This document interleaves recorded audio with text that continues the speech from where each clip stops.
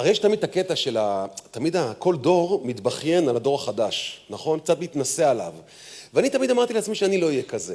כי ככה זה החיים. אתם יודעים, שאני רציתי כדורגל מאור, אז אבא שלי יצא עליי, מה כדורגל מאור? אנחנו לקחנו גרביים, עשינו מהם כדור, אתם כדורגל מאור. ואני אומר לבן שלי, מה אתה כל יום בפיפה? אנחנו ירדנו למטה, שיחקנו בכדור. והוא כנראה יגיד לילד שלו, מה אתה עם הרשתית כל היום? אני הזזתי עכבר. זה החיים. זה החיים.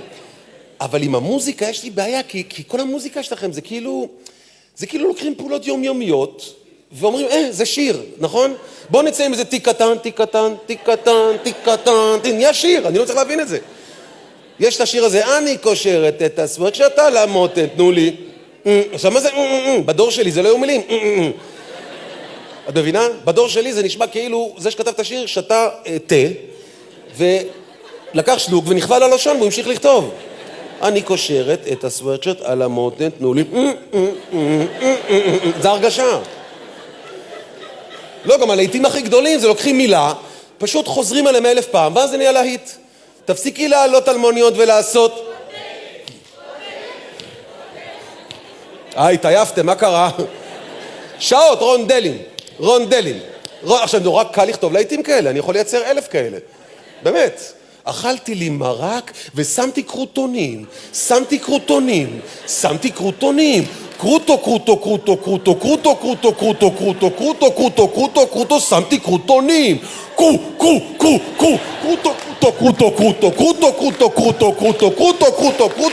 שמתי קרוטונים, להיט, נכון? לא להיט?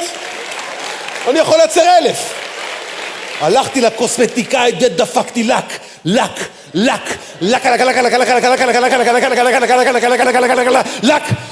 ג'ל, יואו, מה זה? אז הבנות שלי אומרות לי, די אבא תפסיק, אתה סתם מקנה.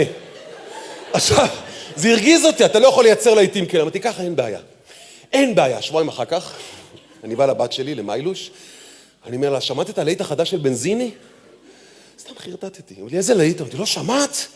מה זה להיט? אמרתי לי, איזה להיט? אני מתחיל לשיר לה, דפקתי לי סביך, הרגיש לי פתאום איך, הרגשתי תוך דקה שבורח לי קקה, קקה, בורח קקה, בורח. מסתכלת, אומרת לי, שיר טוב, אבא.